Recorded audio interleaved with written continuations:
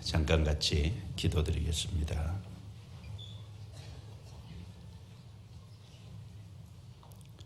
거룩하시고 은혜로우시고 자비로우신 우리 아버지 하나님, 허물과 죄 가운데 살아가던 저희들을 구원해 주시고 하나님의 거룩한 자녀로 삼아주시며 남은 생에 하나님께 소망을 두고 진리 가운데 행하게 축복해 주심을 인해 진심으로 감사를 드립니다.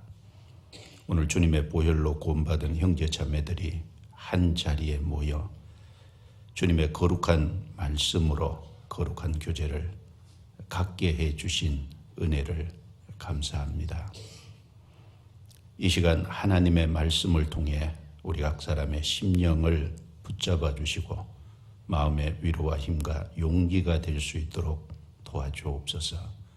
증거되는 하나님의 말씀이 영혼 깊숙이 새겨져서 삶의 변화로 나타나고 선한 열매가 맺음으로 하나님께 영광을 돌릴 수 있도록 도와주옵소서. 우리의 연약함을 더욱 깨닫게 해주시고 하나님을 더욱 의지케 도와주옵소서.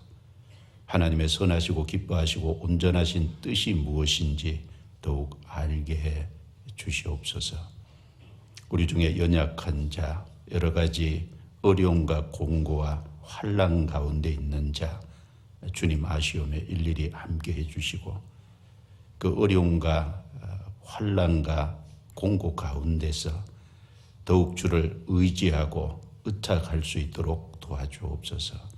우리 중에 한 사람도 실족하는 사람이 없도록 도와주옵소서. 주님의 이름으로 모이는 모든 곳에 또 전 세계 모든 곳에 주님이 친히 함께해 주시옵소서. 일본 중계 수양회가 진행되고 있습니다. 주께서 함께 하셔서 이번에도 큰 역사가 나타나게 도와주시고 선교 중에 계신 이 목사님 일행과 함께 해주시고 건강을 지켜주시며 일본 교회가 든든히 세워질 수 있도록 도와주옵소서. 모든 것 주께 의탁합니다. 우리를 구원해 주신 주 예수님 이름으로 기도드리옵니다. 아멘. 양대 밝게 찬송해 주셔서 감사합니다. 성경 요한복음 19장을 찾겠습니다. 요한복음 19장.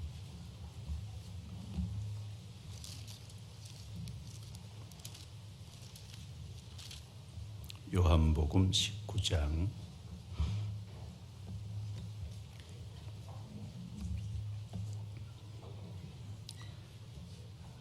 19장 17절, 18절 건너뛰어서 30절 그 세 구절을 길지 않으니까 천천히 같이 읽겠습니다. 17절입니다.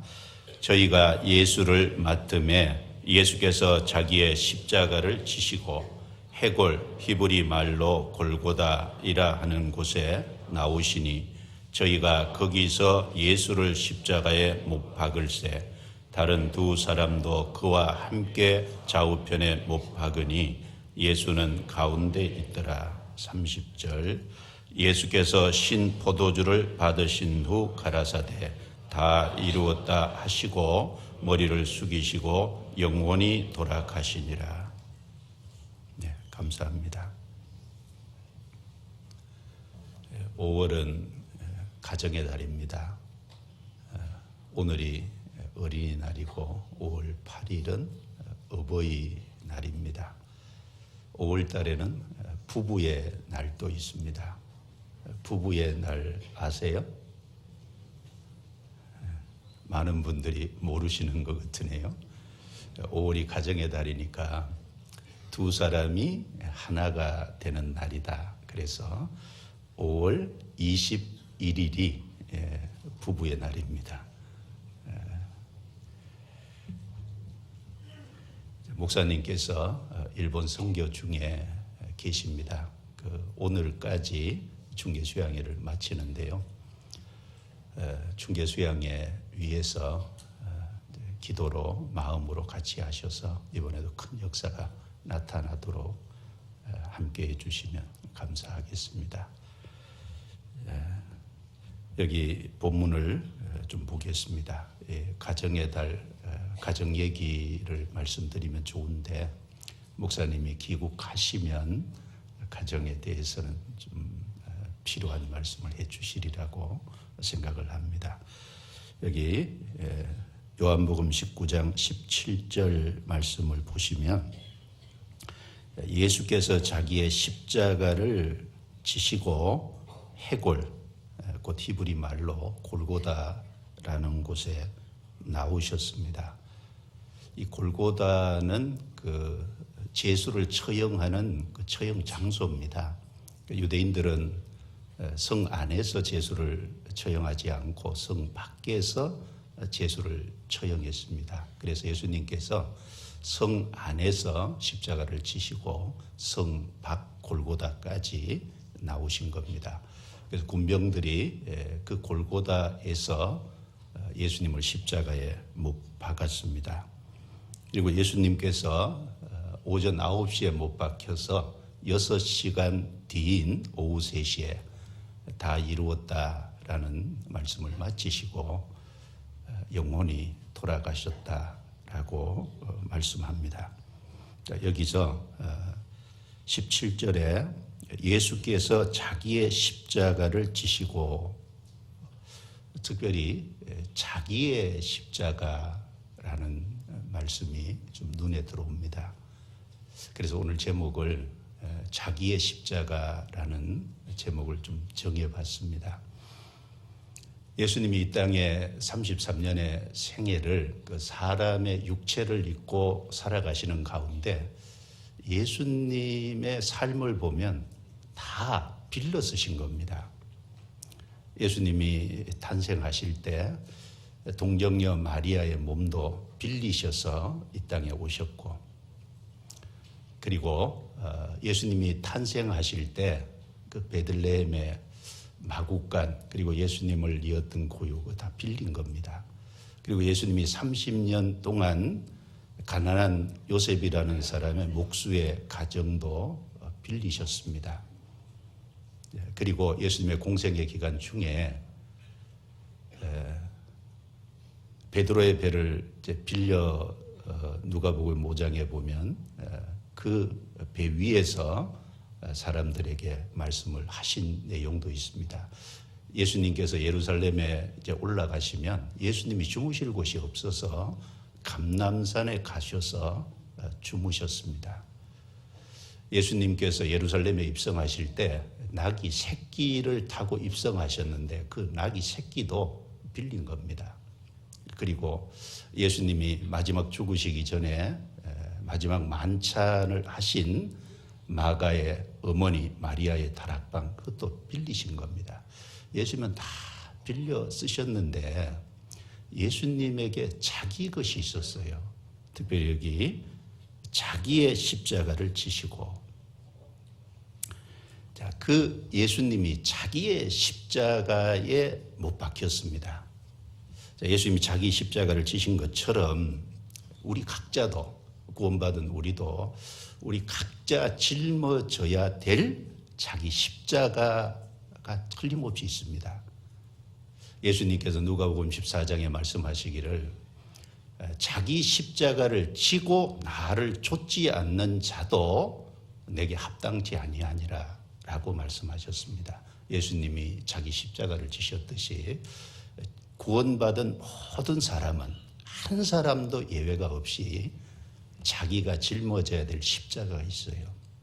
그 십자가를 지고 주님을 따를 때 주님이 합당하다라고 말씀하십니다. 이 십자가 그러면 사람을 처형하는 사형 형틀이고 저주의 상징입니다. 그래서 신명기 21장 23절에 나무에 달린 자마다 하나님께 저주를 받았음이라 라고 말씀하셨어요.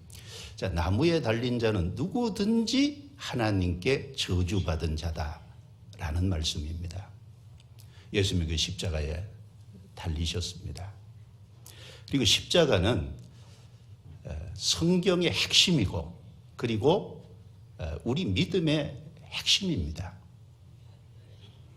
바울이 고린도 교회 성도들에게 편지할 때 고린도전서 1장 22절 23절 말씀에 보면 유대인은 표적을 구하고 헬라인은 지혜를 찾으나 우리는 십자가에 못 박힌 그리스도를 전한다라고 말했습니다.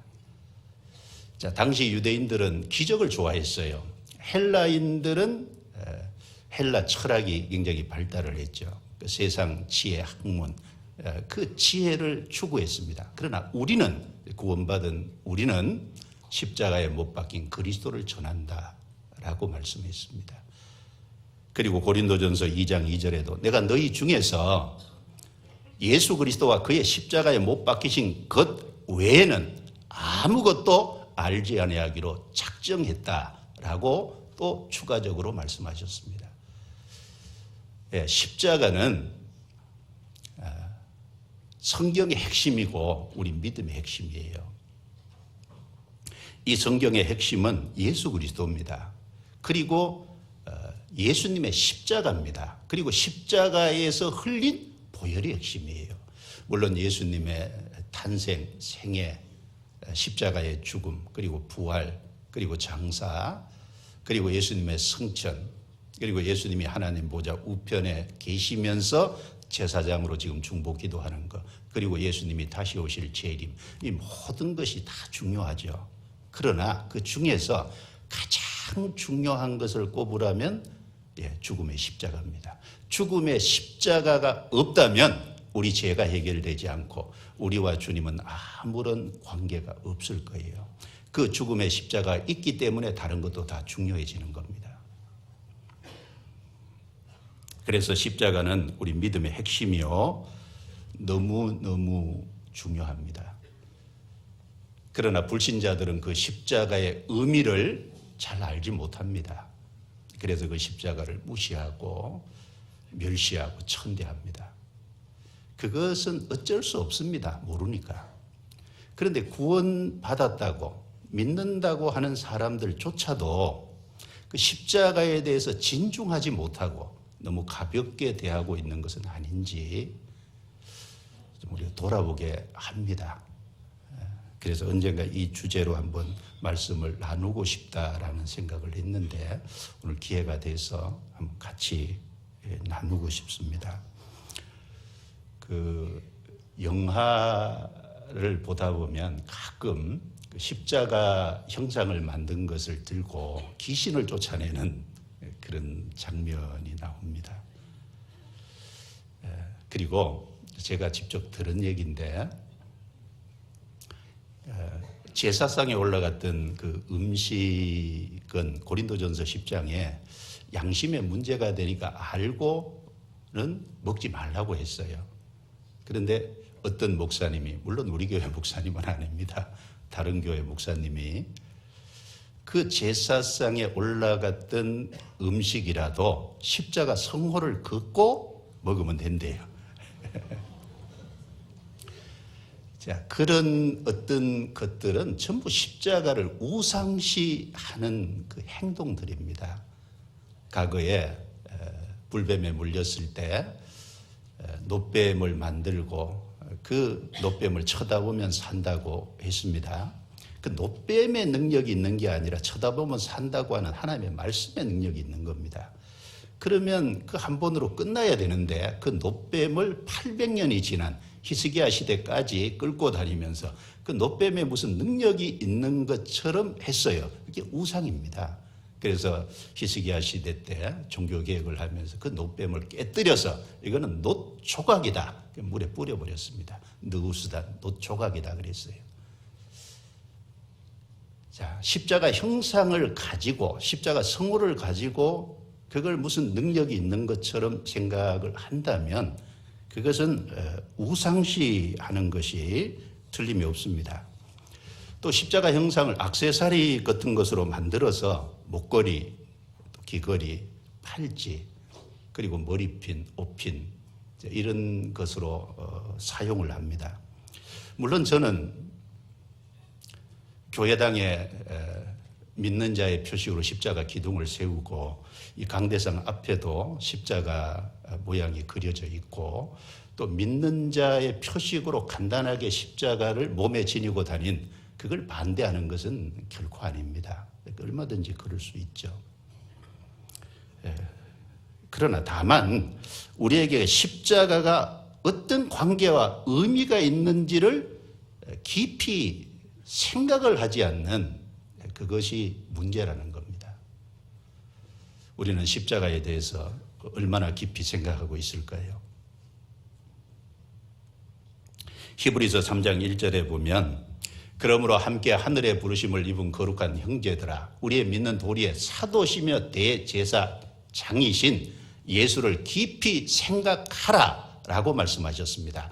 자, 예수를 깊이 생각하라 라고 말씀하셨잖아요. 예수님은 깊이 생각해야 될 분입니다. 우리의 믿음의 핵심이고 우리의 신앙의 대상입니다. 자, 예수님의 모든 것이 중요하죠. 그 중에서도 예수님의 죽음의 십자가는 가장 중요합니다. 예수님에 대해서 깊이 생각해야 된다면 예수님이 죽은 그 십자가에 대해서는 더욱 깊이 생각을 하는 것이 마땅합니다. 그래서 오늘 세 가지를 좀 같이 생각을 해보려고 합니다. 첫 번째, 이 십자가가 하나님 편에서는 어떤 의미가 있는지를 좀 생각해보고, 두 번째는 이 십자가가 구원받은 우리 편에서는 어떤 의미가 있는지도 생각을 해봐야 되겠습니다. 그리고 이 십자가를 우리의 삶에 적용하고 실천하고 살면 우리의 삶에 어떤 결과가 나타나는지 그 세 가지를 좀 같이 생각을 해보려고 합니다. 특별히 두 번째, 구원받은 우리의 삶에 우리 편에서 십자가가 어떤 의미가 있는지는 우리가 계속 묵상해야 될 내용입니다. 그 부분에서는 네 가지를 좀 말씀을 드리려고 그래요. 자, 우리 편에서 첫 번째는 나를 구원한 십자가입니다. 두 번째는 내가 죽어야 할 십자가예요. 세 번째는 내가 본받아야 할 십자가입니다. 그리고 네 번째는 내가 짊어져야 할 십자가예요. 십자가는 우리에게 그런 의미가 있다는 겁니다. 그 부분에 대해서는 좀 듣는 속에 좀 신중하게 깊이 듣고 그것이 자기 삶에 실천되기를 진심으로 기도해 봅니다. 자, 먼저 십자가는 하나님 편에서 어떤 의미가 있는지를 좀 생각을 해보겠습니다. 자, 첫 번째는 십자가는 하나님의 능력이요 하나님의 지혜입니다. 자, 그 능력과 지혜가 있으신 하나님께서 사람을 구원하시는 방법으로 정하신 것이 다른 것이 아니라 바로 십자가의 도입니다. 성경 고린도전서 1장 찾아보겠습니다. 고린도전서 1장. 십자가는 하나님의 능력이고 하나님의 지혜입니다. 1장 18절 같이 읽겠습니다. 십자가의 도가 멸망하는 자들에게는 미련한 것이요 구원을 얻는 우리에게는 하나님의 능력이라. 자, 멸망하는 자들은 끝까지 안 믿는 불신자들입니다. 불신자들은 그 십자가의 도를 십자가를 통해서 우리를 구원하시는 하나님의 방법이죠. 그것을 미련하게 또 어리석게 보고 그것을 무시하고 멸시합니다. 그러나 그 십자가의 도는 구원을 얻는 우리에게는 하나님의 능력이라. 십자가는 하나님의 능력입니다. 건너뛰어서 22절부터 25절입니다. 제가 읽습니다. 유대인은 표적을 구하고 헬라인은 지혜를 찾으나 우리는 십자가에 못 박힌 그리스도를 전하니 유대인에게는 거리끼는 것이요 이방인에게는 미련한 것이로되 오직 부르심을 입은 자들에게는 유대인이나 헬라인이나 그리스도는 하나님의 능력이요 하나님의 지혜니라. 하나님의 미련한 것이 사람보다 지혜 있고 하나님의 약한 것이 사람보다 강하니라. 자, 여기 유대인은 표적을 구합니다. 헬라인은 지혜를 찾습니다. 그러니까 표적을 구하는 유대인에게는 십자가는 거리끼는 것입니다. 지혜와 학문을 추구하는 헬라인들에게는 십자가는 미련하게 보입니다. 그런데 우리는 십자가에 못 박힌 그리스도를 전합니다. 하나님이 십자가를 통해서 우리를 구원하시려고 정하셨어요. 그래서 그 십자가는 24절에 그리스도는 하나님의 능력이요 하나님의 지혜니라. 예, 십자가의 도는 하나님의 능력이요 하나님의 지혜입니다. 바로 가장 지혜롭고 전능하신 하나님이 다른 것이 아니라 우리를 구원하시는 방법으로 정하신 것이 십자가예요. 하나님은 전능하시죠. 그래서 천지를 창조하실 때 아무것도 없는 무에서 유를 만들어내셨습니다. 그 하나님은 이 자연적인 것을 초월하는 초자연적인 기적을 행할 수 있는 전능자입니다. 그래서 아브라함이 100살이 되고 그 안에 사라가 90살이 되어서 자식을 도무지 낳을 수 없는 상황에서 하나님은 사라의 태를 여셔서 이삭이라는 자식을 주셨습니다. 그것도 하나님의 능력으로 하셨어요. 애굽에 400년 종살이 하던 이스라엘 백성을 건져내신 것도, 그리고 광야에서 먹을 고기가 없다고 불평할 때 하나님은 10일, 20일이 아니라 한 달 동안 이스라엘 백성들이 광야에서 먹을 수 있는 메추라기를 몰고 오셔서 그 메추라기를 코에 냄새가 나도록 하나님이 먹이셨어요.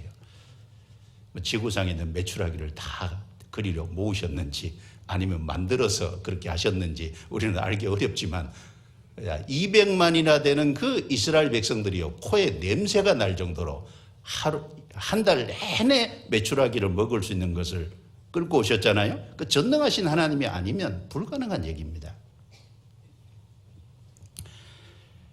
그 하나님의 능력이, 그 하나님의 지혜, 하나님은 명철이 한이 없으시다고, 그 지혜가 무궁하시다고 했는데 그 지혜가 사람을 구원하는 방법으로 정한 것이 십자가입니다. 그래서 고린도전서 2장 6절부터 8절에 같이 읽겠습니다. 그러나 우리가 온전한 자들 중에서 지혜를 말하노니 이는 이 세상의 지혜가 아니요 또 이 세상에 없어질 관원의 지혜도 아니요 오직 비밀한 가운데 있는 하나님의 지혜를 말하는 것이니 곧 감추었던 것인데 하나님이 우리의 영광을 위하사 만세 전에 미리 정하신 것이라. 이 지혜는 이 세대의 관원이 하나도 알지 못하였나니 만일 알았다면 영광의 주를 십자가에 못 박지 아니하였으리라. 알았다면 영광의 주를 십자가에 못 박지 아니하였으리라. 예, 십자가는 이 세상의 지혜가 아닙니다. 이 세상의 관원의 지혜도 아닙니다. 오직 비밀한 가운데 있는 하나님의 지혜입니다. 하나님께서 그 십자가를 통해서, 그 십자가의 도를 통해서 사람을 구원하시는 것은 만세 전에, 세상을 창조하실 전부터 하나님이 미리 정하신 겁니다. 그런데 그 십자가를 통해서 사람을 구원하시는, 그게 능력 대신, 그리고 지혜가 무궁하신 하나님 편에서 정하신 것인데 이 세상에 아무 사람도 그것을 알지 못했잖아요. 그래서 영광의 주를 십자가에 못 박았습니다. 십자가는 하나님의 능력이요 하나님의 지혜입니다. 그 능력 되시고 지혜 되신 하나님께서 사람을 구원하시기 위해서 정하신 방법이 십자가예요. 그리고 두 번째, 십자가는 하나님 편에서 하나님의 성품인 공의와 사랑을 만족시키는 가운데 사람을 구원하는 유일한 방법입니다. 다른 방법이 없습니다. 하나님은 공의로우시고 사랑인 성품을 하나님 안에 조화롭게 갖고 있어요. 그 공의와 성품을 온전히 만족시키는 가운데 사람을 구원하는 유일한 방법이 십자가예요. 하나님 편에서 다른 것이 없습니다. 그래서 이사야 30장 18절에 보면 오직 여호와는 공의의 하나님이시니라. 자, 하나님이 공의롭다는 건 거룩하고 의롭고 선하다는 거예요. 그 거룩하고 의로운 성품은 율법에 잘 나타나 있어요. 그래서 로마서 7장 12절에 보면 이러보건대 율법도 거룩하며 계명도 거룩하며 의로우며 선하도다 라고 말씀했습니다. 자, 율법과 계명은 거룩하고 의롭고 선하신 하나님의 성품에서 나온 겁니다. 그 율법과 계명은 하나님의 성품을 잘 드러내줘요. 거룩하고 의롭고 선한 것이 공입니다. 그리고 또 하나님은 빛이시라 그에게는 어둠이 조금도 없으시니라 라고 요한 1서 1장 5절에 말씀했습니다. 빛이시라는 말씀과 공의롭다는 말씀은 같은 얘기예요. 그에게는 어둠, 죄가 조금도 없습니다. 그 공의로우신 하나님은 죄를 미워하시고 죄를 심판하실 수밖에 없습니다. 그런데 하나님의 반대 속성이 있죠. 요한일서 4장 8절, 요한일서 4장 16절에 두 번이나 하나님은 사랑이시라 라고 말씀했습니다. 하나님은 사람을 하나님의 형상대로 만드셨어요. 그 하나님의 형상대로 만든 사람을 사랑하세요. 그래서 사람이 멸망하는 걸 원치 않습니다. 그래서 구원하시기를 원해요. 하나님의 공의는 죄는 반드시 심판받아야 된다. 그러나 하나님의 사랑은 죄인은 어떤 죄인도 구원받을 수 있다. 하나님은 죄를 미워하시되 심판을 하시지만 하나님은 죄인은 사랑하시기 때문에 구원하십니다. 하나님의 공의도 완전하고 하나님의 사랑도 완전합니다. 하나님 한 분 안에 공의와 사랑이라는 두 가지 성품이 완전한 조화를 이루고 있어요. 사람을 구원하려면 이 두 가지 성품을 만족시키는 가운데 사람을 구원해야 합니다. 그것이 십자가의 대속이라는 방법입니다. 유일한 방법이에요. 다른 방법이 없습니다. 우리가 집회할 때 자주 듣는 예화 중에 하나가 그 헬라의 자리우커스 왕 당시에 이 국가가 너무 도덕적으로 타락하고 문란했어요. 특별히 이제 음행죄가 너무 많았습니다. 그래서 이 국가를 좀 도덕적으로 좀 바로잡기 위해서요 법을 하나 만들었습니다. 누구든지 음행죄를 지으면 두 눈을 뺀다라는 법이에요. 근데 그 법을 왕이 정한 법을 첫 번째로 범한 사람이 앞으로 왕자로서 왕이 될 하나밖에 없는 아들입니다. 심각한 문제가 생긴 겁니다. 옆에 있는 대신들은 얘기하기를 그래도 왕자의 눈을 빼면 되겠습니까? 앞으로 왕이 될 사람인데. 그래서 백성들은 아니 왕이라도 법을 만들었으면 그 법에 적용이 돼야지 어떻게 하는지 보자. 그리고 지켜보고 있습니다. 아무리 고민해도 답이 안 나오잖아요. 당일이 되었습니다. 아들을 불러오고 죄를 국문하고 그리고 결국은 그거 음행죄를 지은 게 사실입니다. 아들의 두 눈을 빼라! 지엄한 명령이 내렸어요. 네. 재판관이 달려들어서 집행하는 사람이 눈을 뺐어요. 하나를. 비명을 지르죠. 자, 나머지 눈도 뺄라 그러는데 잠깐! 하나 눈은 내 눈 빼라. 자기가 칼을 들고 자기 눈을 뽑아버렸어요.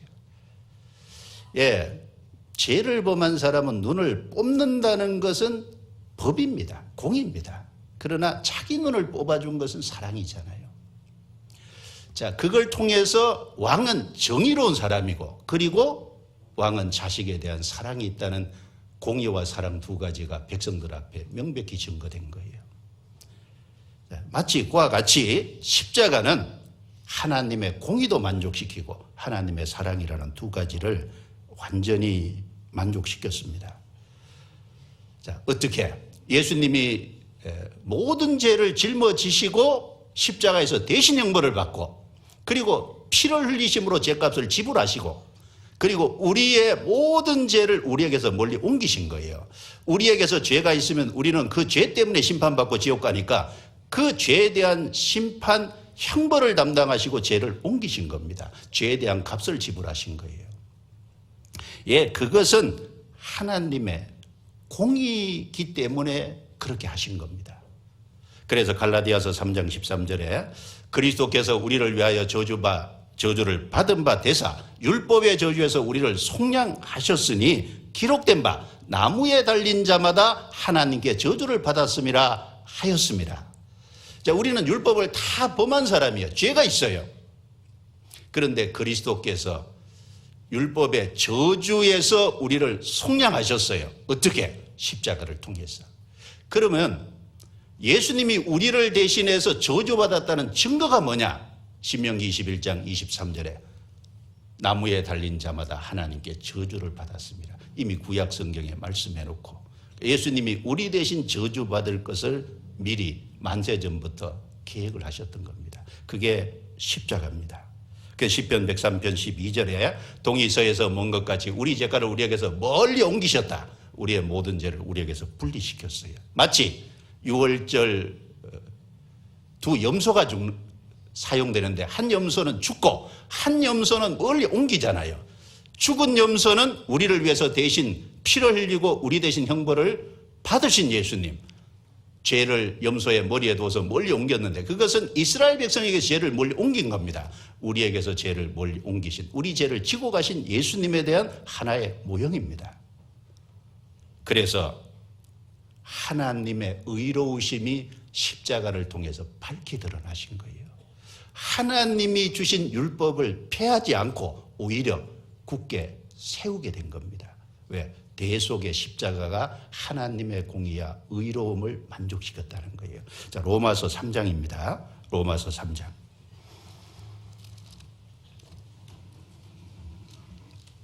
로마서 3장 26절.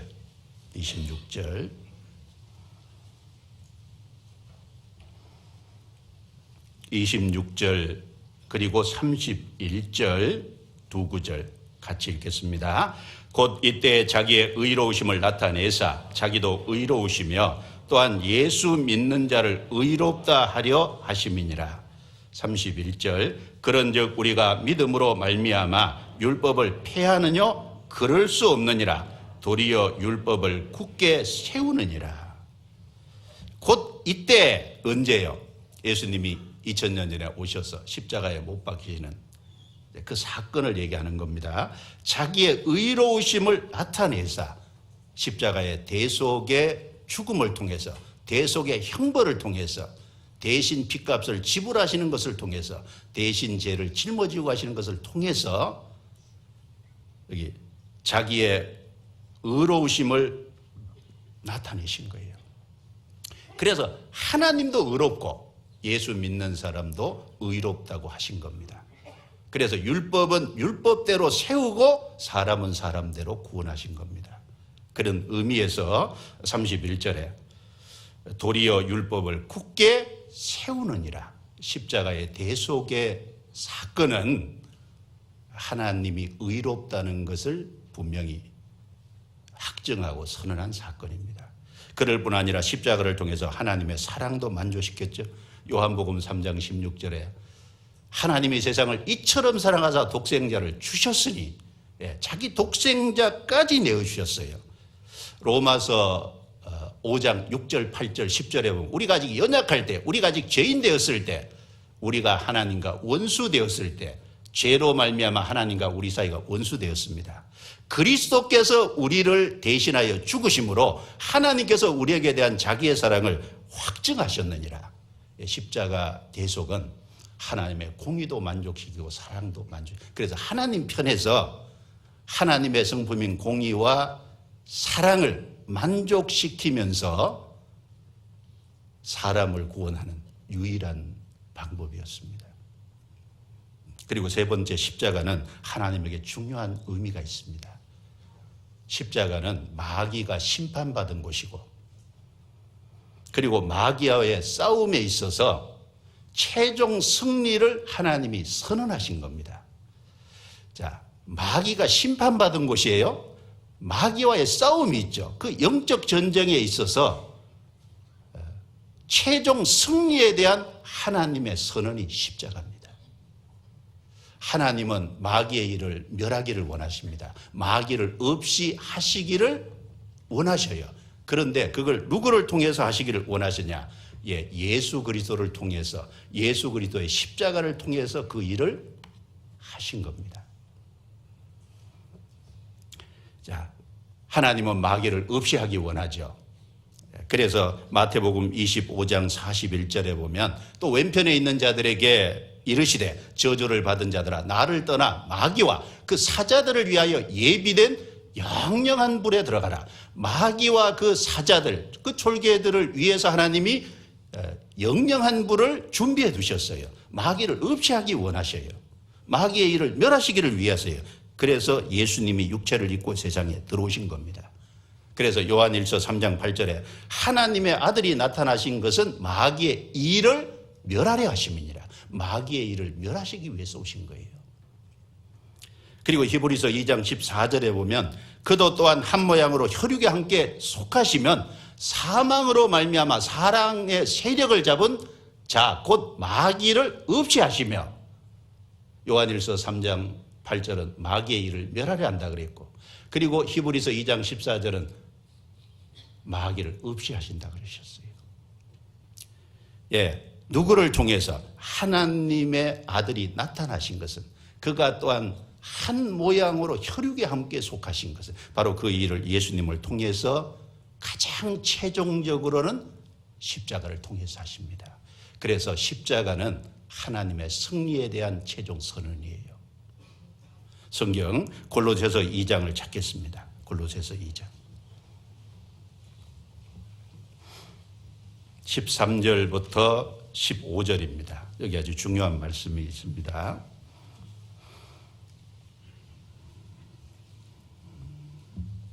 13절부터 15절 천천히 같이 읽겠습니다. 또 너희의 범죄와 육체의 모할례로 죽었던 너희를 하나님이 그와 함께 살리시고 우리에게 모든 죄를 사하시고 우리를 거스리고 우리를 대적하는 의문에 쓴 증서를 도말하시고 제하여 버리사 십자가에 못 박으시고 정사와 권세를 벗어버려 밝히 드러내시고 십자가로 승리하셨느니라. 자, 여기 십자가로 승리하셨느니라. 이미 승리하셨어요. 십자가는 승리에 대한 최종 선언입니다. 어떻게? 그 십자가를 통해서 여기 13절에 우리에게 모든 죄를 사하시고 우리의 모든 죄에 대한 형벌을 거기서 해결하시고 피로 죄값을 지불하심으로 우리의 모든 죄를 사하셨어요. 그리고 중요한 일이 있습니다. 15절에 정사와 권세를 십자가로 벗어버린 겁니다. 이 정사와 권세는 여기 타락한 천사를 말하는 거예요. 그리고 이 벗어버렸다는 말은 패하셨다 혹은 무장해제시켰다, 그런 의미입니다. 원어적 의미가. 여러분, 마귀는 강한 자입니다. 예수님은 더 강한 자세요. 이 성경 안에 마귀와 하나님의 영적 전쟁이 있습니다. 마태복음 12장 누가복음 내용에 보면, 특별히 누가복음 11장 21절 22절에 보면 강한 자가 무장을 하고 그 집을 지킬 때는 그 소유가 안전한다 그랬어요. 그 강한 자는 마귀를 말하는 겁니다. 마귀가 무장을 하고요. 그리고 사람들의 영혼을 붙잡고 있어요. 모든 아담 안의 사람들은 죄 때문에 하나님께 불순종한 이유 때문에 마귀에게 넘어갔어요. 강한 자인 마귀가 지키고 있습니다. 그런데 더 강한 자가 와서 저를 이길 때에는 저의 믿던 무장을 빼앗고 그의 재물을 나누이니라 라고 말씀했어요. 더 강한 자는 예수님입니다. 예수님이 오셔서 저희 무장을 빼앗았다 그랬어요. 싸워서. 어떻게? 여러분, 마귀의 무기는 무엇입니까? 죄입니다. 죄를 짓게 해서 자기에게 속하게 하고 죄를 짓게 해서 결국은 자기가 가는 영원한 지옥에 같이 끌고 가는 거예요. 마귀의 가장 큰 무기는 죄입니다. 사람에게 죄를 짓게 하는 거예요. 그런데 예수님은 십자가에서 모든 죄를 사하시고 모든 죄를 해결하셔 버렸어요. 마귀의 무기가 빼앗긴 겁니다. 무장해제를 시킨 겁니다. 그래서 정사와 권세를 벗어버려. 그리고 그 마귀에 속했던 영혼을 건져서 하나님께 속하게 했잖아요. 그래서 요한일서 5장 19절에 보면 우리는 하나님께 속하고 온 세상은 악한 자 안에 처한 것이며 구원받지 못한 사람은 악한 자 안에 속해. 우리는 하나님께 속했어요. 우리를 영혼은 주님께 속했습니다.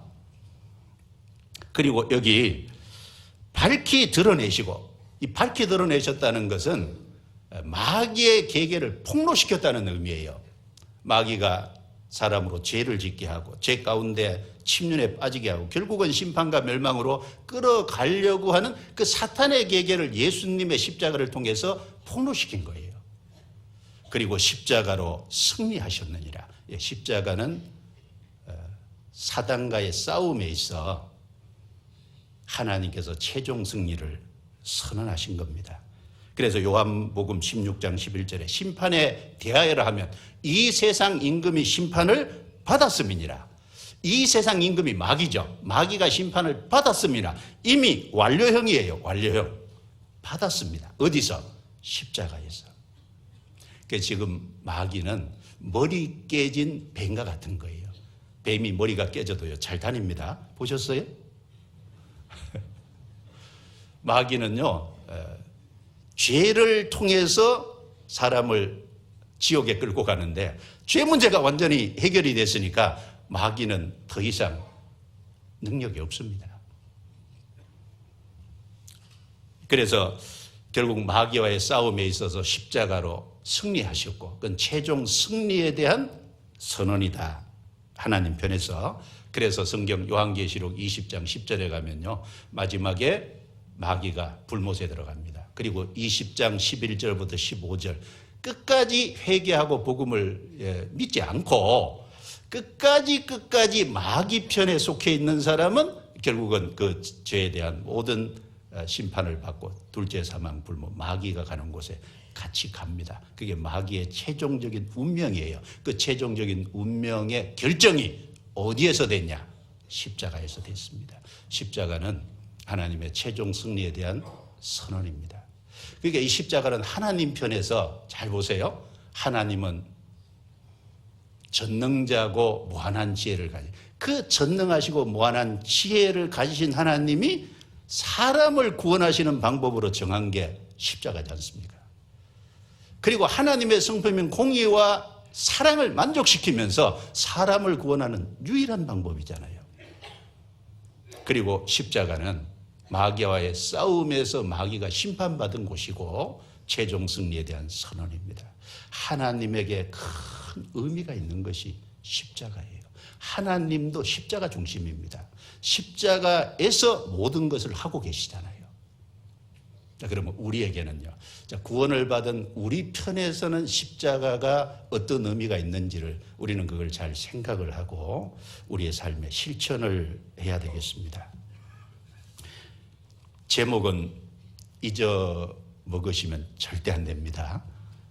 나를 구원한 십자가, 내가 죽어야 할 십자가, 내가 본받아야 할 십자가, 내가 짊어져야 할 십자가입니다. 제가 2번 반복했어요. 이따가 또 반복할 겁니다. 반복하는 것은 중요하니까 잊지 말라고. 제목이라도 잊지 말아야 되잖아요. 첫 번째, 나를 구원한 십자가입니다. 이미 이것은 구원받은 사람에게 과거 일이에요. 이미 이루어진 일입니다. 우리 각자는 십자가의 도를 통해 구원받았어요.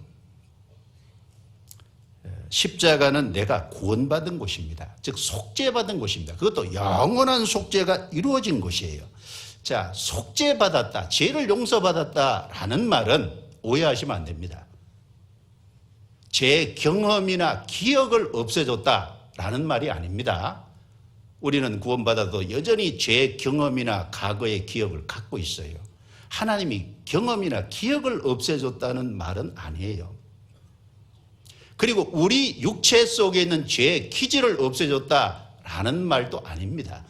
구원을 받았지만 우리 속에 있는 피는 과거에 아담 안에 속한 그 피예요.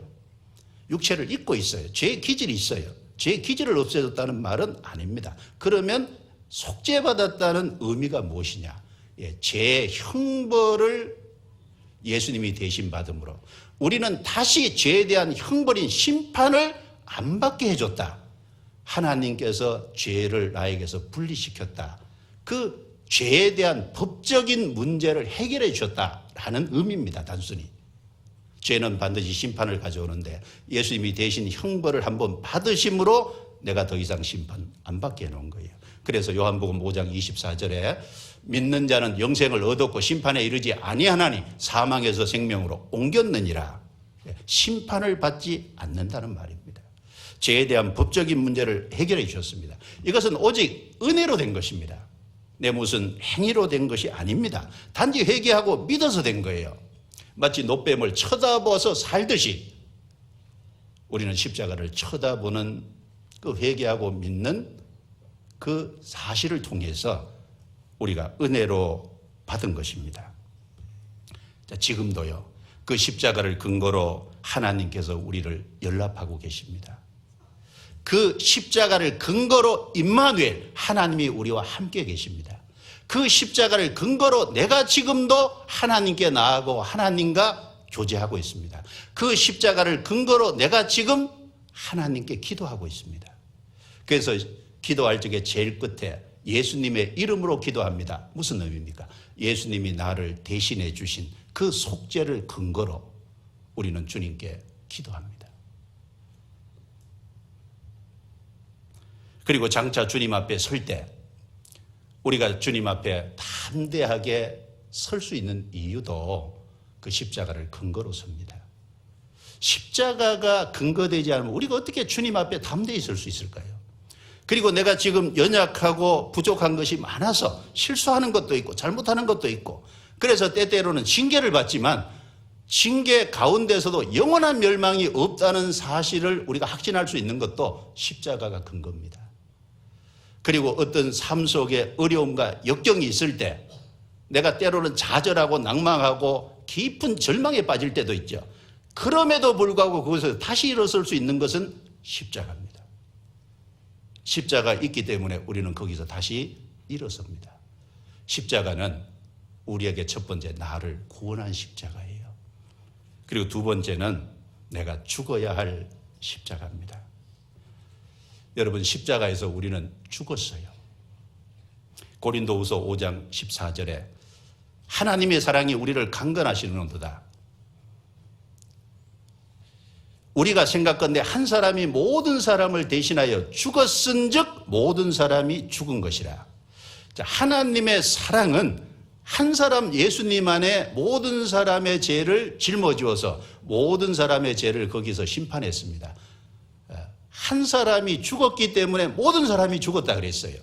그 한 사람은 예수님이고 예수님 안에 우리의 모든 죄를 짊어지어서 심판받았기 때문에 우리도 거기 죽었습니다. 예, 우리는 죽었습니다. 동시에 우리는 살아났어요. 그것을 표하는 것이 침례입니다. 침례 받을 때 물속에 들어가는 것은 내가 죽고 장사됐다라는 것을 표현한 거고 물에서 올라올 때는 것 예수님이 죽음으로 끝난 것이 아니라 부활하셨습니다. 그 부활의 새 생명을 받아서 나도 이제 새 사람이 됐다. 새 사람답게 살겠습니다. 라고 하는 신앙 고백이 있잖아요. 죽은 게 있고 산 게 있어요. 한 사람이 모든 사람을 대신하여 죽었은즉 모든 사람이 죽은 것이라. 우리는 영적으로 죽었습니다. 그와 동시에 우리는 영적으로 살았어요.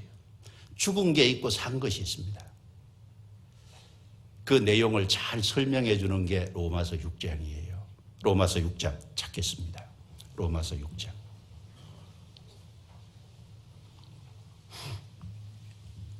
로마서 6장 3절 보겠습니다. 3절.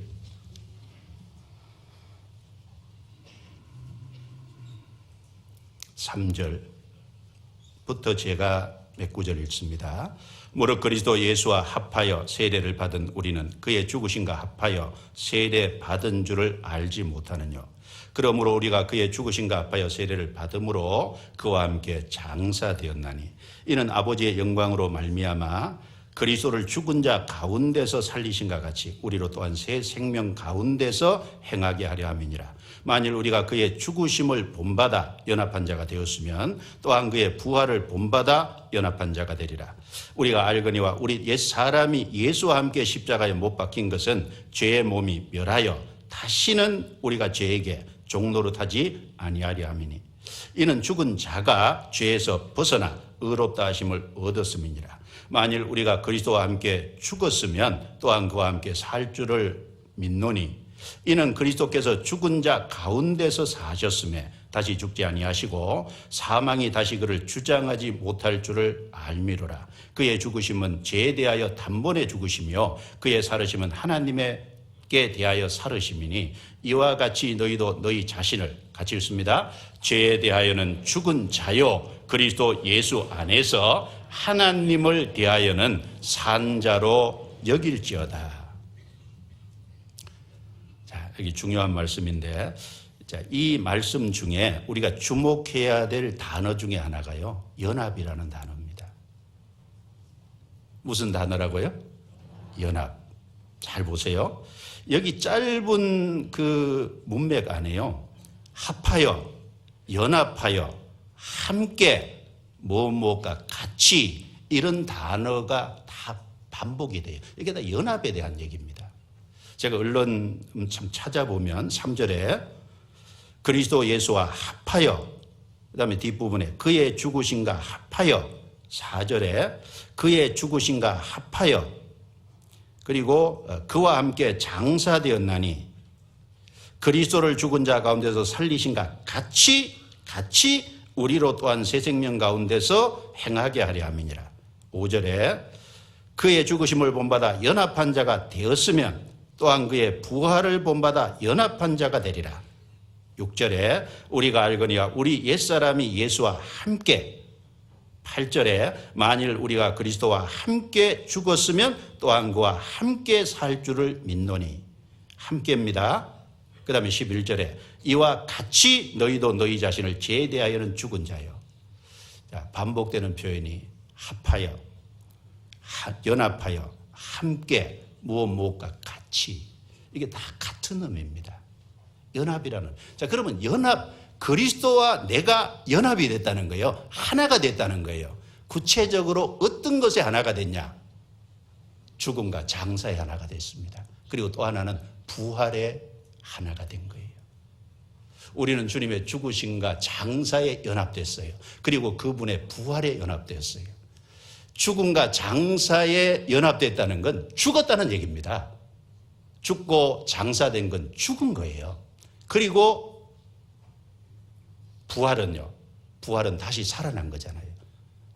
그래서 부활에 연합됐다는 건 살아났다는 의미입니다. 예, 죽은 게 있고 살아난 게 있어요.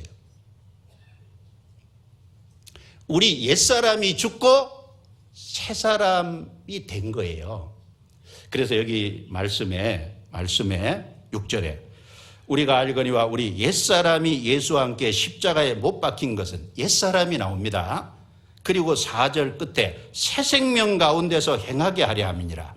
이제 주님의 부활의 새 생명을 받은 새 사람이에요. 예, 옛사람은 죽고 새 사람이 살아난 겁니다. 그러면 죽은 게 있고 산 게 있는데, 옛사람이 죽고 새 생명 받은 새 사람으로 살아났는데 이걸 실제 삶에 어떻게 적용하고 사냐 그 말입니다. 그걸 말씀하는 거잖아요.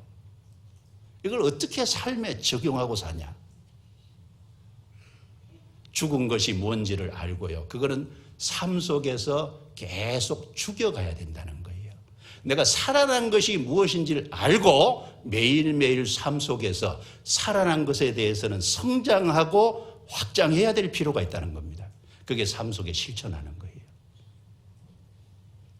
그래서 로마서 6장 10절과 11절 말씀에 잘 보세요. 그의 죽으심은 죄에 대하여 단번에 죽으시며 그의 살으심은 하나님께 대하여 살으심이니. 죽은 게 있고 산 게 있죠. 죄에 대해서는 단번에 죽었다는 거예요. 그리고 하나님께 대하여는 살아났다는 겁니다. 이와 같이 우리도 똑같은 거예요. 너희 자신을 죄에 대하여는 죽은 자. 우리도 죄에 대해서는 죽었다는 거예요. 그리고 우리는 하나님께 대해서 살았다는 겁니다. 죽은 게 있고 산 게 있어요. 그런데 어떤 분은 이걸요 오해하시는 분이 있어요. 구원 받을 때 죄사함을 한 번에 깨달아서 우리 죄가 단번에 영원 속죄가 됐는데 마치 그와 같이 이 죽었다는 것도 깨달으면 단번에 갑자기 어떤 놀라운 변화가 나타나고 모든 문제가 해결되는 것처럼 그렇게 말하는 분이 있는데 아닙니다. 그건 틀린 말입니다. 여기 잘 보세요. 11절에 오해하시면 안 됩니다. 여기 맨 끝에 여길지어다 예, 현재형입니다. 과거 완료형이 아니에요. 그렇게 매일매일 매 순간순간 삶에 여기고 살아가야 된다 그 말이잖아요. 현재형입니다. 현재형. 한 번에 다 이루어진 게 아니에요. 그리고 여기 말씀을 잘 보면 주님과 우리는 표현을 달리 해놨어요. 10절에 그의 죽으심은 죄에 대하여 죽으시며, 제가 단어 하나를 뺐습니다. 단번에 죽으시며, 예수님은 단번에 모든 죄를 해결하신 거예요. 그런데 11절 우리에게 적용하면서는 단번이라는 단어가 없습니다. 11절에 보세요. 죄에 대하여는 죽은 자요. 단번에 죽은 자입니까? 죽은 자입니까? 그냥 죽은 자입니다. 주님은 죄를 한꺼번에 영원한 속죄를 하셨어요. 그러나 우리는 삶 속에서 여길지어다 매일매일 죄를 죽이고 살아야 되는 거예요. 매 순간 죄를 죽이고 살아야 되는 겁니다. 그래서 단번이라는 단어를 빼고 여길지어다라는 현재형 단어를 사용해 놨습니다.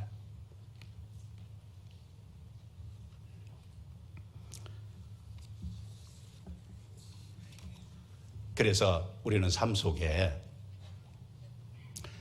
내가 죽었다는 사실을 인정하고 내가 죽은 내용이 무엇인지를 알고 주님 앞에 갈 때까지 내가 삶 속에 죽여가야 할 것이 있어요.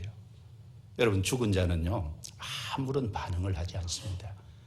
무덤에 속에 시체들이 놓여 있어요. 거기 가서 무슨 유혹을 해보세요. 유혹에 반응합니까? 죽은 자는 아무 반응이 없어요. 그런 것처럼 죄가 우리를 유혹하고 세상이 우리를 유혹하고 자기의 어떤 욕망이 유혹을 해도요, 우리는 매일매일 우리 자신에게 일깨워야 될 것이 아니에요. 너는 죽었어. 언제요? 십자가에 너 죽었잖아. 너 죽었는데 왜 죄를 쫓아가? 너 죽었는데 왜 세상의 유혹을 쫓아가? 너 죽었는데 왜 자기 욕망을 쫓아가? 예, 내가 죽었다는 사실을 매일매일 일깨워야 돼요. 그게 십자가를 삶에 적용하고 사는 거예요. 내가 죽어야 할 십자가예요. 십자가는 내가 죽어야 할 것이 있다는 걸 늘 삶 속에 가르치고 있는 겁니다.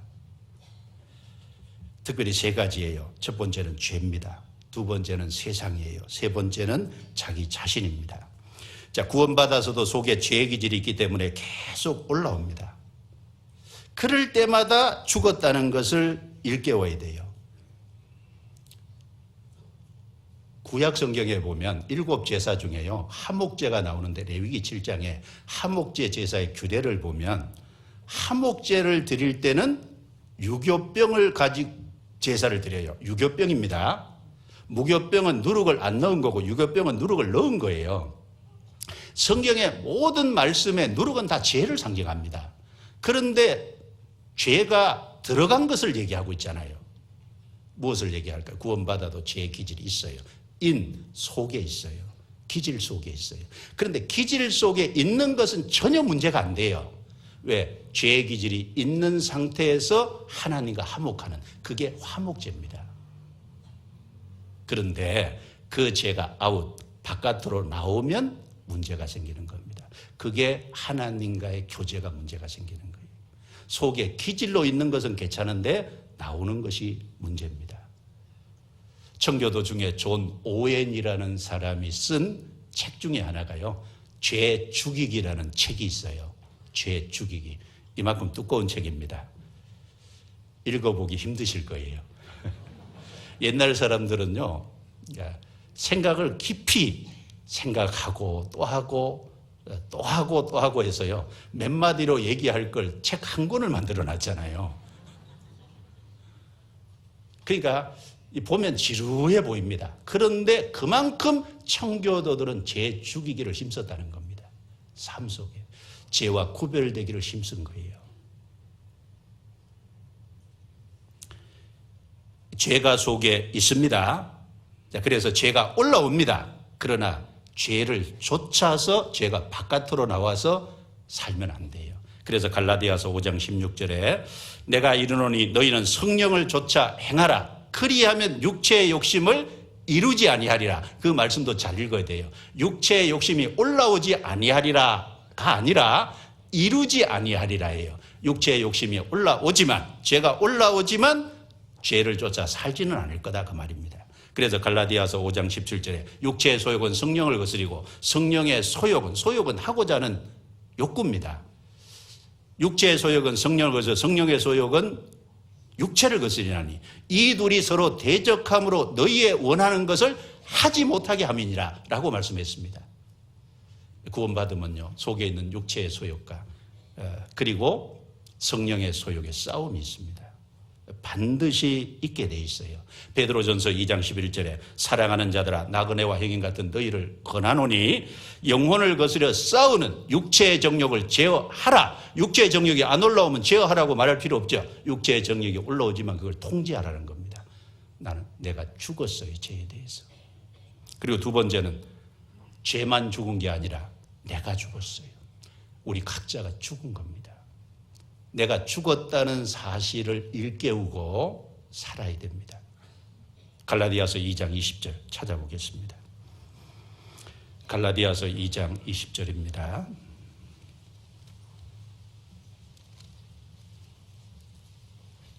우리가 잘 아는 말씀입니다. 갈라디아서 2장 20절 같이 읽겠습니다. 내가 그리스도와 함께 십자가에 못 박혔나니 그런즉 이제는 내가 산 것이 아니요 오직 내 안에 그리스도께서 사신 것이라. 이제 내가 육체 가운데 사는 것은 나를 사랑하사 나를 위하여 자기 몸을 버리신 하나님의 아들을 믿는 믿음 안에서 사는 것이라. 여기 잘 보세요. 내 죄가 그리스도와 함께 십자가에 못 박혔다 이렇게 말씀한 게 아니고 내가 그리스도와 함께 십자가에 못 박혔다 그랬어요. 내 죄가 못 박힌 것도 당연하고 나도 십자가에 죽을 때 같이 죽은 겁니다. 여기 내가 죽었다고 말해서 여기 내가가 어떤 걸까요? 내 고집, 나의 교만, 나의 의지, 나의 욕망, 내가 하고자 하는 어떤 꿈, 내가 하고자 하는 것이 무엇이 되든지 그 모든 것이 주님이 십자가에 죽을 때 내 옛사람이 거기 같이 죽었어요. 이제 내가 육체 가운데 사는 것은 주님을 모시고 삽니다. 내 안에 그리스도께서 사신 거예요. 육체 가운데 살아요. 내가 육신을 입고 살잖아요. 그런데 내 안에 그리스도가 내 삶의 주인이 되셨다는 겁니다. 그래서 나를 사랑하사 나를 위하여 자기 몸을 버리신 하나님의 아들을 믿는 믿음 안에서 사는 것이라. 예수님을 주인으로 모신 삶이에요. 저기 이 갈라디아서 2장 24절, 20절을 가지고 어떤 분은 자꾸 엉뚱하게 적용하는 분이 있습니다. 주님이 있고 내가 있으면 둘이잖아요. 둘이서 거기에서 나라는 사람 1 빼서 하나님 있고 나는 없어져야 된다라고 하는 2 빼기 1은 1이다는 공식을 자꾸 만들려고 하는데 그건 성경적이 아닙니다. 내가 육체 가운데 살아요. 나도 살아요. 자기를 빼라는 게 아닙니다. 살고 있어요. 나도 삽니다. 다만 주님을 주인으로 모신 삶이다. 무슨 주님의 말씀에 순종하는 삶이에요. 주님의 말씀과 어긋나는 모든 것, 내 고집, 내 교만, 내 야망, 내 어떤 꿈, 내가 이루고자 하는 모든 것은 주님과 맞지 않으면 그거는 다 죽여야 될 거라는 겁니다. 나는 이미 죽었으니까. 옛사람이 죽었으니까. 그래서요, 자매님 왜 자꾸 하려고 하세요? 형제님 자기가 하려고 하지 마세요. 그럼 가만히 있으라는 말이에요? 그렇게 말하지 마세요. 구원받으면 우리가 해야죠. 내가 이제 육체 가운데 살아요. 주님을 위해서 봉사하고 충성하고 합니다. 다만 주님의 뜻 가운데서 사는 게 있잖아요. 죽은 게 있고, 죽은 것은 약화시키고, 주님 앞에서 주님이 원하시는 것, 죄에 대하고 의에 살았죠. 세상과 나에 대해서는 죽었고 하나님에 대해서는 살았잖아요. 그 나라와 그의 의를 구하는 건 열심을 내야 되는 겁니다.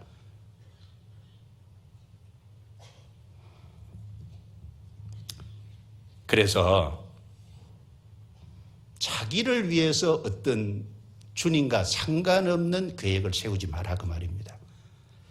그래서 예레미야 45장 5절에 보면 내가 너를 위하여 대사를 경영하느냐? 그것을 경영하지 말라라고 말씀했어요. 자, 그 말씀은 하나님이 예레미야 선지자를 통해서 성경을 대필하는 바룩이라는 사람에게 주신 말씀이에요. 그때가 예루살렘이 바벨론에 망한 시점입니다. 그런데 바벨론에 망해서 이스라엘이 철저히 파괴된 상황에서 바룩은 뭔 큰 일을 계획했던 것 같아요. 하나님이 예레미야를 통해서 내가 너를 위하여 대사를 경영하느냐? 그것을 경영하지 마라 라고 막으셨어요. 여러분, 하나님과 상관없는 자기의 꿈이 있습니까? 그거는 죽여야 될 겁니다. 내가 이미 죽었어요. 갈라디아서 5장 찾겠습니다. 갈라디아서 5장 24절 갈라디아서 5장 24절 같이 읽습니다. 그리스도 예수의 사람들은 육체와 함께 그 정과 욕심을 십자가에 못 박았느니라. 육체와 함께 정과 욕심을 십자가에 못 박은 거예요. 십자가에 못 박았습니다. 쉽게 말하면 죽었다는 겁니다. 구원받은 사람의 정과 욕심, 내 야망, 내 꿈, 내 이상, 하나님과 관계없는 모든 것은 내 옛사람이 죽을 때 나도 같이 죽었어요. 여러분, 죽었다는 것을 일깨우면요 마음이 편할 겁니다. 그걸 자꾸 쫓아가려고 하니까 갈등이 심한 거예요. 매일매일 매 순간순간 내가 죽었다는 걸 생각해야 될 거예요. 그리고 세상에 대해서도 죽었어요. 갈라디아서 6장 14절입니다. 6장 14절 같이 읽겠습니다. 그러나 내게는 우리 주 예수 그리스도의 십자가 외에 결코 자랑할 것이 없으니 그리스도로 말미암아 세상이 나를 대하여 십자가에 못 박히고 내가 또한 세상을 대하여 그러하니라. 자, 이 말씀을 잘 보십시오. 그리스도 예수의 십자가 외에는 내가 결코 자랑할 것이 없다. 하나님도 십자가 중심이고 우리 신앙의 삶의 모든 것도 십자가 중심이고 우리는 십자가로 자랑하는 것이 마땅합니다.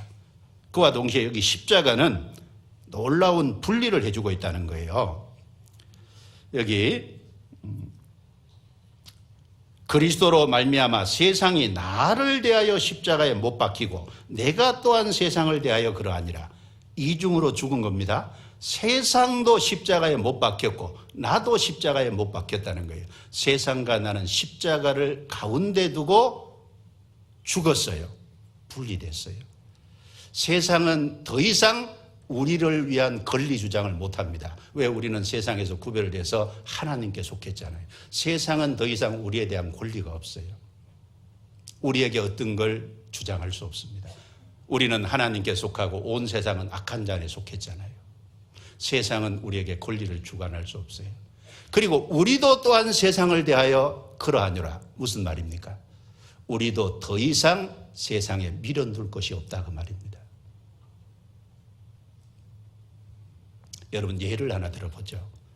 홍해 사건 때 이스라엘 백성이 양의 피로 출애굽을 해서 홍해를 탈출해서 광야에 가 있어요. 그리고 애굽 백성들은 뒤따라다 홍해에 수장됐습니다. 그 출애굽은 양의 피로 장자가 살아서 애굽에서 나왔는데 그건 구원의 모형입니다. 홍해는 침례의 모형이에요. 자, 출애굽해서 홍해를 통해서 광야에 가 있는 이스라엘 백성들을 향해서 애굽에서 권리를 주장할 수 있습니까? 이미 애굽에서 나갔다니까요. 권리를 주장할 수 없어요. 그리고 광야에 있는 이스라엘 백성들 입장에서 더 이상 애굽에 미련두면 안 됩니다. 미련두더라도 애굽으로 못 돌아가잖아요. 그런데 이스라엘 백성은 광야 40년 동안 계속해서 애굽에 미련을 뒀죠. 그게 구원받은 사람이 세상에 미련 두는 거하고 똑같은 거예요. 애굽에 있을 때는 고기 국물도 좀 먹었는데 고기 먹은 거 아닙니다. 고기 국물을 먹었어요. 양파와 파와 부추 이런 것도 먹었는데 그거 풀이잖아요. 예. 그런데 하나님이 이끌어내서 가나안 땅에 주신 건 얼마나 놀라운 거예요. 그래서 출애굽과 홍해는 애굽 백성과 이스라엘 백성을 영원히 분리시킨 거예요. 십자가는 세상과 우리를 영원히 분리시킨 겁니다. 더 이상 세상과 우리는 하나가 아니에요. 실제 분리가 됐으니까 실제 삶 속에 세상에 대해서 죽었다라는 것을 생각하고 살아야 되잖아요. 그래서 죄에 대해서 그리고 세상에 대해서 그리고 자기에 대해서 우리는 죽었어요. 십자가는 우리에게 가르쳐 줍니다. 내가 죽어야 할 것이 있다고. 죄에 대해서, 세상에 대해서. 그리고 내 자신의 욕망도 더 이상 옛사람이 죽었으니까 그 욕망 쫓아가지 말라고 우리에게 십자가는 가르쳐주고 있습니다. 그래서 바울 사도도 고린도전서 9장 27절에 내가 내 몸을 저 복종하게 하면 내가 남에게 전파한 후에 도리어 버림이 될까 두려워함이니라. 내가 내 몸을 저 복종한다는 것이 어떤 의미겠어요? 그게 로마서 6장으로 말하면 죄에 대하여는 죽은 자요 하나님께 대하여는 산 자로 여길지어다. 바울 사도도 매일매일 자기 몸을 쳐서 복종시키고 살았습니다. 죽이고 산 거예요. 그리고 세 번째는 내가 본받아야 할 십자가입니다. 예수님은 우리 구세주인 동시에 우리의 본이십니다. 하나님은 우리를 구원해서 예수님의 형상을 본받기를 원해요. 그래서 갈라디아서 4장 19절에서 바울은요, 나의 자녀들아 너희 속에 그리스도의 형상이 이루기까지 다시 해산하는 수고를 한다라고 말했습니다. 예, 구원받는 출생을 위해서도 해산하는 수고, 그리고 구원받은 사람이 주님의 형상을 닮아가는 것을 위해서 또 해산하는 수고를 한다는 겁니다. 하나님은 우리를 구원하는 것으로 끝이 아니라 예수님을 닮기를 원하세요. 어떤 부분에서? 모든 부분에서. 모든 부분에서.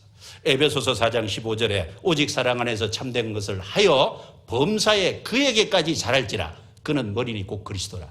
범사에 그리스도에게까지 모든 것이 닮아. 우리의 최종 목표는 그리스도입니다. 그리스도를 닮는 거예요. 옆에 있는 형제자매를 닮는 게 아니고 어떤 목회자를 닮는 게 아니고 앞서간 훌륭한 믿음의 선진을 닮는 것이 목표가 아니고 우리의 목표는 범사의 모든 것에 그리스도를 닮는 게 목표입니다. 십자가는 우리에게 가르쳐 줍니다. 우리가 닮아야 될 것이 있다고.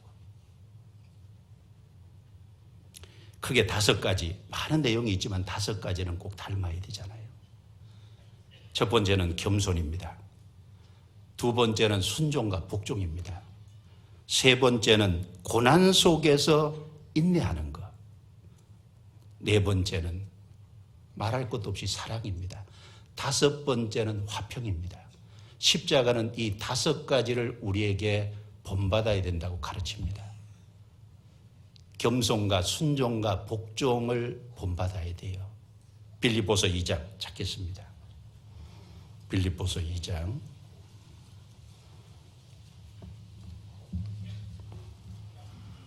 빌립보서 2장 5절부터 8절 제가 읽겠습니다.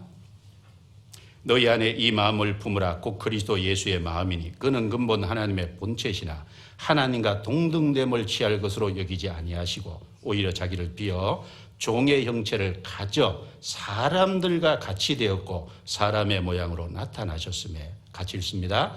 자기를 낮추시고 죽기까지 복종하셨느니라. 곧 십자가에 죽으심이라. 자, 너희 안에 이 마음을 품으라 그러면서 제일 끝에 십자가의 죽으심이라. 자, 십자가의 죽으신 걸 통해서 어떤 마음을 배워야 되냐면 자기를 낮추시고 죽기까지 복종하셨으니 겸손과 복종을 배워야 된다는 겁니다. 자, 예수님이 누굽니까? 하나님이십니다. 하나님의 본체입니다. 그런데 하나님과 동등됨을 여길 것으로 생각지 않으시고 사람의 모양을 입고 세상에 오셨어요. 그리고 십자가에까지 자기를 낮췄습니다. 가장 영광스러운 분이 가장 낮은 곳까지 자기를 낮췄어요. 여러분, 사람 입장에서 볼 때는요, 사람이 어떤 좋은 환경에 있다 낮아지는 건 그거는 낮아지는 폭이 작아요. 그런데 하나님은 가장 높은 곳에서 가장 낮은 곳까지 낮췄어요. 우리가 그 겸손을 배울 수 있을까요? 우리는 그 주님에 비해서 너무 교만하지 않습니까? 내가 낮췄다고 생각하는 사람도 주님의 겸손에 비하면 아무것도 아니잖아요. 주님은 이 땅에 오실 때요, 풍채가 우람하고 사람들이 보기에 좋은 모습으로 올 수도 있었어요. 그런데 마른 땅에서 나온 줄기 같아서 고운 모양도 없고 풍채도 없는 초라한 모습으로 오셨어요. 그리고 로마 황제 가문에 오실 수도 있었어요. 헤롯 가문에 오실 수도 있었습니다. 그런데 가난한 목수의 가정, 천대받는 곳, 갈릴리 사람들은 그 이스라엘 땅에서도 천대받는 곳이거든요. 그 갈릴리 땅에 가난한 목수의 가정에 계셨어요. 그리고 조롱받고 핍박받고 예수님이 환영받고 한대받은 것이 얼마나 됩니까? 그런데 우리는 뭘 자꾸 높아지려고 그래요. 세상에서 더 많은 것을 바라려고 합니까? 그게 주님이 주시는 거라면 괜찮아요. 좀 더 여유롭게 사는 것을 잘못됐다고 말하는 게 아닙니다. 그걸 욕심내서 취하려고 하는 그 마음과 태도가 문제인 거죠. 주님이 가난하고 멸시받고 조롱받고 천대받은 세상에서 내가 잘 된다고요? 우리는 주님의 겸손을 배우려면 멀었습니다. 그리고 주님은 십자가에 복종하셨습니다. 어디에? 아버지의 뜻에 철저하게 순종하고 복종했어요. 그래서 이사야 성경은 66장까지 있는데 거기 42장, 49장, 50장, 53장에 보면 예수님을 가리켜서 여호와 하나님의 종, 나의 종이라고 했어요.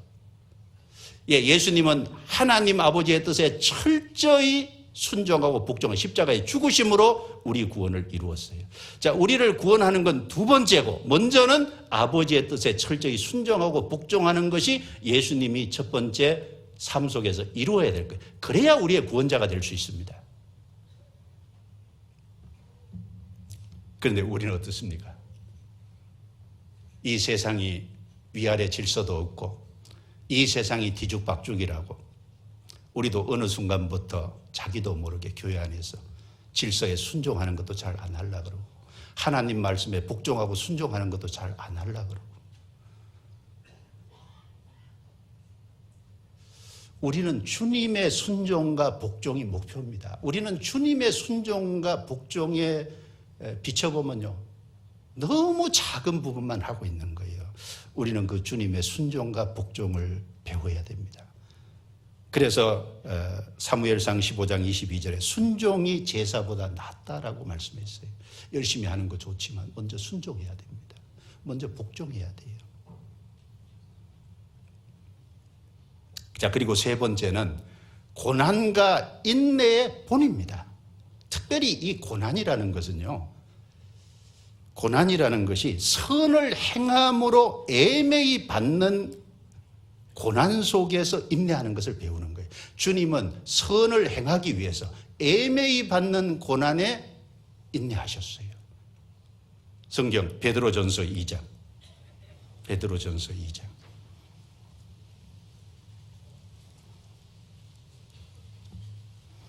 베드로전서 2장 19절부터 23절입니다. 제가 읽겠습니다. 19절 애매히 고난을 받아도 하나님을 생각함으로 슬픔을 참으면 이는 아름다우나 죄가 있어 매를 맞고 참으면 무슨 칭찬이 있으리요. 오직 선을 행함으로 고난을 받고 참으면 이는 하나님 앞에 아름다우니라. 이를 위하여 너희가 부르심을 입었으니 그리스도도 너희를 위하여 고난을 받으사 너희에게 본을 끼쳐 그 자치를 따라오게 하려 하셨느니라.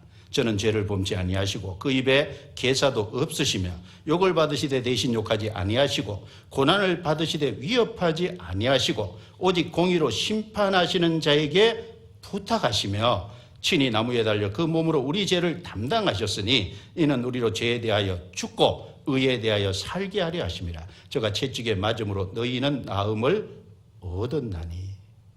자, 이 말씀에서 한번 잘 보세요. 먼저 21절에 보면 그리스도도 너희를 위하여, 너희가 누굽니까? 구원받은 성도잖아요. 구원받은 성도 너희를 위하여 고난을 받으사 너희에게 본을 끼쳐, 예수님 우리 구세준 동시에 본이라니까요. 그 고난의 자체를 따라오게 하려 하시니라. 이 고난이 어떤 고난입니까? 애매히 받는 고난이에요. 선을 위한 고난이에요. 어떤 선입니까? 사람의 영혼을 구원하기 위한 선을 이루기 위한 고난, 애매한 고난입니다. 욕을 받으시되 욕 안 했어요. 구타당하시되 거기 대응 안 하셨습니다. 모든 것을 심판하시는 공의로우신 하나님께 부탁했을 뿐이에요.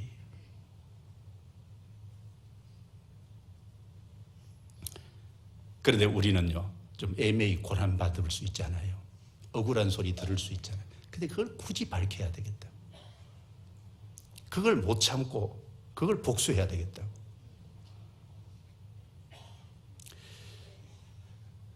죄를 짓고 매를 맞으면 거기 무슨 칭찬이 있겠어요? 애매히 고난을 받는 속에 인내하는 그게 하나님 보시기에 아름답고 그게 주님이 걸어가신 길이에요. 우리도 그 자치를 따라오게 하기를 원하세요. 십자가는 우리에게요, 그 사실을 가르쳐 주잖아요. 주님을 본받아야 된다. 그리고 네 번째는 사랑의 본입니다. 하나님이 세상을 이처럼 사랑한 독생자를, 십자가는 한마디로 사랑입니다. 사랑. 그래서 요한복음 13장 34절 35절 새 계명을 너희에게 주노니 너희가 서로 사랑하라 그랬어요. 내가 너희를 사랑한 것 같이 너희도 서로 사랑하라 그랬어요. 사랑한 것 같이 어떻게 사랑했는데요? 예, 죽어주셨잖아요. 너희도 서로 사랑하라. 그래서 요한일서 3장 16절에 그가 우리를 위하여 목숨을 부렸으니 우리가 이로써 사랑을 알고 우리도 형제들을 위하여 목숨을 버리는 것이 마땅하니라. 18절에는요. 오직 행함과 진실함으로 사랑하자. 행함과 진실함으로. 네, 십자가는 주님 우리를 사랑했다고 가르칩니다. 우리도 사랑을 베풀어야 된다고 가르쳐요. 주님의 사랑에 비하면 우리는 너무 적은 사랑입니다. 그리고 마지막 다섯 번째는 화평케 하는 본입니다. 십자가는 놀라운 합평이잖아요. 이중의 합평이잖아요. 사랑과 사랑끼리의 합평, 하나님과 사랑끼리의 합평, 이중의 합평입니다. 십자가는 크로스입니다. 위아래 그리고 옆으로 수평으로. 그걸 말씀한 게 에베소서 2장입니다. 찾겠습니다. 에베소서 2장.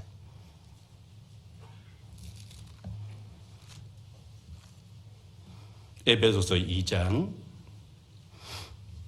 14절. 그는 우리의 합평이신지라 둘로 하나를 만드사 중간에 막힌 담을 허시고. 자, 합평이세요. 예수님은 둘로 하나를 만드사 중간에 막힌 담을 허셨어요.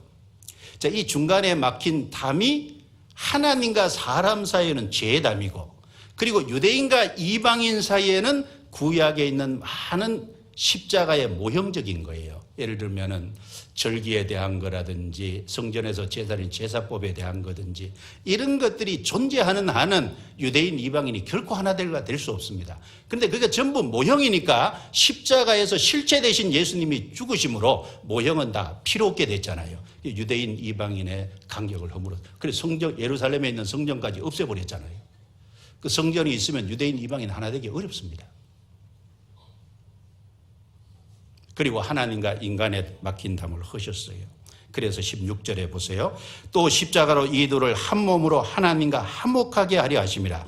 원수된 것을 십자가로 소멸하시고 또 오셔서 먼 데 있는 너희에게 평안을 전하고 가까운 데 있는 자들에게 평안을 전하셨으니 이는 저로 말미암아 우리 둘이 유대인 이방인 둘이 한 성령 안에서 아버지께 나아감을 얻게 하려 하심이니라. 원수된 거 하나님과 우리 다의 원수된 죄라는 담이죠. 그것도 소멸하고 유대인 이방인의 의식적인 것도 소멸하고 그래서 이중의 담을 헐었습니다. 그래서 화평을 만드셨어요. 십자가는 놀라운 화평입니다. 십자가를 보면서 하나님이 화평을 우리에게 본받으시는구나. 그걸 우리가 알잖아요. 마태복음 5장을 지금 배우고 있습니다. 팔복인데 앞에 2개는 구원입니다. 중간에 5개는 구원받은 사람의 인격이에요. 제일 끝에는 인격을 갖춘 사람이 핍박을 받음으로 상을 얻을 겁니다. 그 중간에 5가지 인격이 뭡니까? 온유한 자, 그 다음에 의에 줄이고 목마른 자, 그 다음에 긍휼히 여기는 자, 마음이 청결한 자.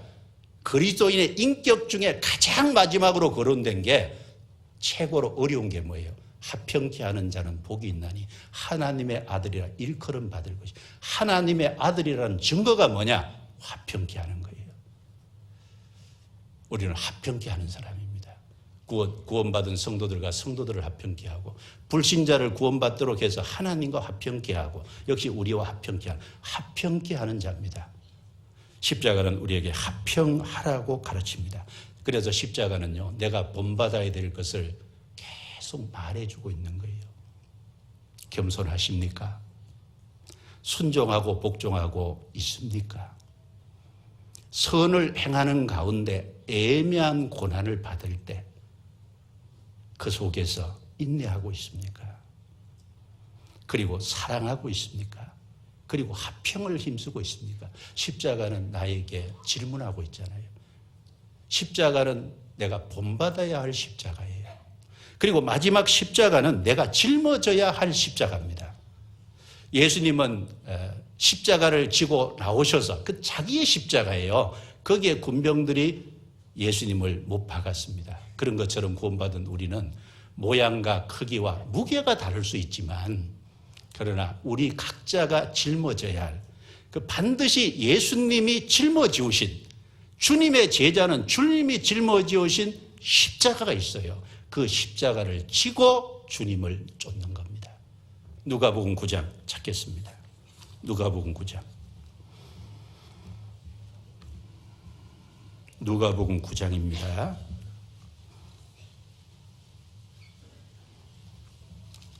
누가복음 9장.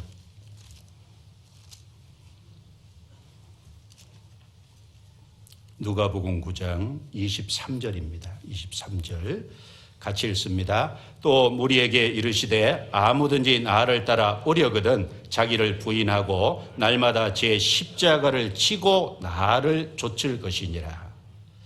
여기 아무든지 어떤 사람이든지 예외가 없다는 거예요. 나를 따라오려거든. 주님, 누가 주님을 따라갑니까? 주님께 구원받고 제자가 주님을 따라가요. 자기를 부인하고 날마다 제 십자가를 지고 나를 쫓을 거예요. 2개를 말씀했어요. 자기를 부인하고, 오늘 말씀드린 것으로 하면 자기를 부인하는 것은 내가 죽어야 할 십자가예요. 내 고집, 내 욕망, 내 이상. 내가 죽어야 될 것이 있어요. 부인해야 될 것이 있어요. 그 다음에 제 십자가를 지고 자기의 십자가를 지고 그랬어요. 자기가 짊어져야 될 십자가가 있어요. 틀림없이 제 십자가입니다. 자기 십자가인 거예요. 지고 나를 쫓을 것이니라. 모양과 크기와 무게가 다르지만 짊어져야 될 십자가가 반드시 있어요. 여러분, 뭔가를 짊어진다는 것은 힘든 겁니다. 십자가는 편하고 편리한 것을 얘기한 게 아니에요. 쉬운 것을 얘기하는 게 아닙니다. 십자가는 고난을 말하는 거예요. 짊어지면 힘들죠. 그런데 짊어지고 오라고 주님이 하시는데요. 누가복음 14장을 또 보겠습니다. 14장 26절. 14장 26절. 26절 같이 읽겠습니다. 물은 내게 오는 자가 자기 부모와 처자와 형제와 자매와 및 자기 목숨까지 미워하지 아니하면 능히 나의 제자가 되지 못하고, 누구든지 자기 십자가를 지고 나를 쫓지 않는 자도 능히 나의 제자가 되지 못하리라. 누구의 십자가요? 자기의 십자가. 여기 누가복음 14절은 제자의 도에서 네 가지를 말씀했어요. 주님의 제자의 도에 참여하는 사람은 모든 것보다도 주님을 사랑해야 된다는 거예요. 두 번째는 자기 목숨을 걸어야 된다는 거예요. 세 번째는 자기 십자가를 져야 된다는 거예요. 그리고 뒤에 33절에 모든 소유를 버려야 된다는 거예요. 네 가지 얘기했어요. 제자로서의 예산을 세워야 될 것이 네 가지예요. 그 중에 중요한 것이 자기의 십자가를 지는 겁니다. 여러분, 자기의 십자가가 있어요. 그거는 자기 욕망을 따라가다 어렵게 된 것을 말하는 게 아니에요. 주님이 주신 십자가예요. 주님이 각 사람에게 메워주신 십자가예요. 그게 어떤 것이 있을까요? 첫 번째는 환경이 될 수 있을 겁니다. 내가 도무지 거기 벗어날 수 없는 환경이 있을 거예요. 가정이라는 환경도 벗어날 수 없잖아요. 그 가정이 행복하고 따뜻하면 좋죠. 그러나 그 가정에 힘들게 하고 고통스럽게 하고 어렵게 하는 남편이 있을 수도 있고 아내가 있을 수도 있고 자식이 있을 수도 있고 부모가 있을 수도 있고, 그런데 짊어져야 될 십자가예요. 그렇죠? 그걸 뿌리치고 도망갈 수는 없잖아요. 가정이라는 어떤 환경이 될 수 있을 거예요.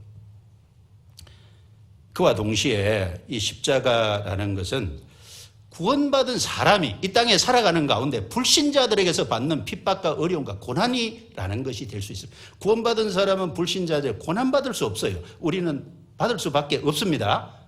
우리는 하나님께 속하고 온 세상은 악한 자리에 속했잖아요.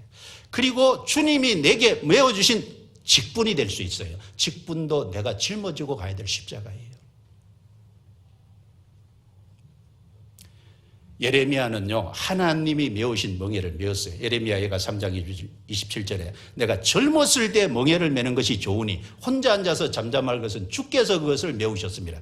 주님이 선지자로 불렀고 예레미야는 어려운 가운데서 끝까지 50년 이상을요, 그 직분이라는 멍에를 맸어요. 젊었을 때 멍에를 메는 직분이 멍에가 될 수도 있습니다. 직분이 십자가가 될 수도 있어요. 그리고 가장 중요한 십자가는 복음을 전하는 가운데 받는 고난, 그것이 십자가입니다. 의미 있는 십자가죠. 주님이 복음을 완성하기 위해서 십자가를 지셨다면 우리는 복음을 전하기 위해서 받는 십자가가 있을 거예요. 그걸 짊어지고 가는 겁니다. 여러분, 자기 십자가가 무겁습니까? 재미있는 얘기 하나 할게요. 이탈리아 움브리라라는 곳에요, 종일 자기 신세를 한탄하는 한 남자가 있었대요.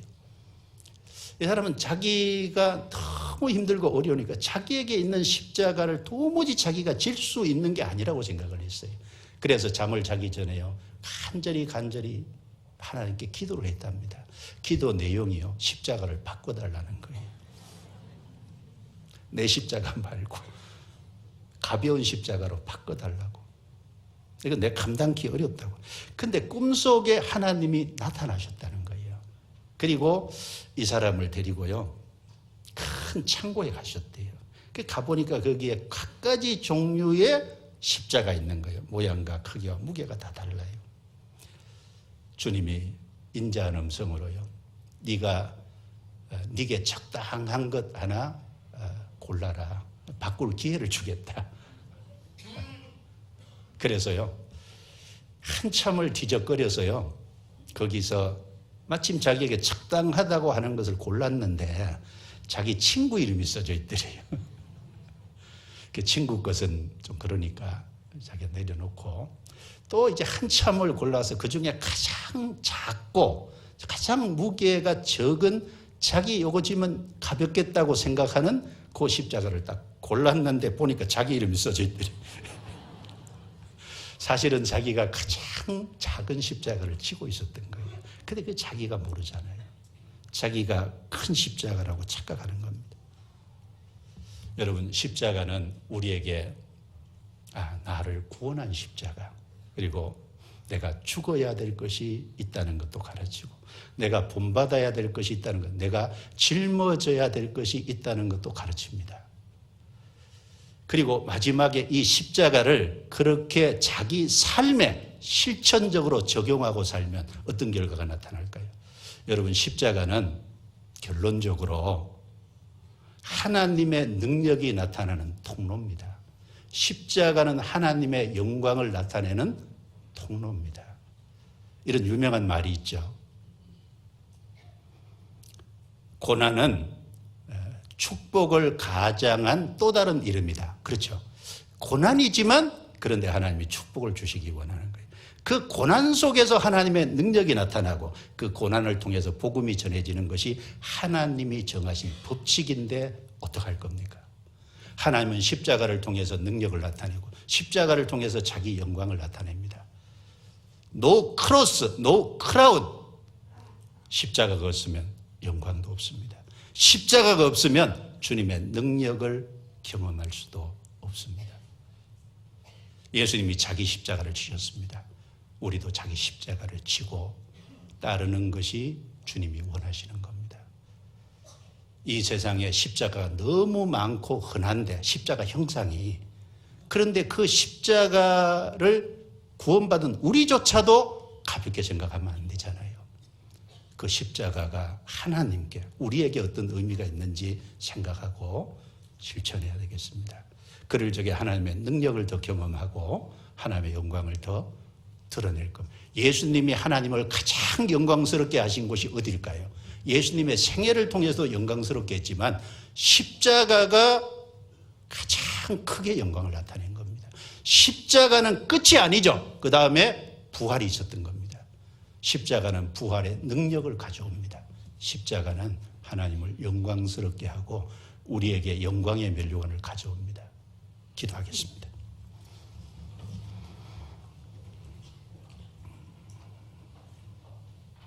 하나님의 은혜와 사랑에 참으로 감사합니다.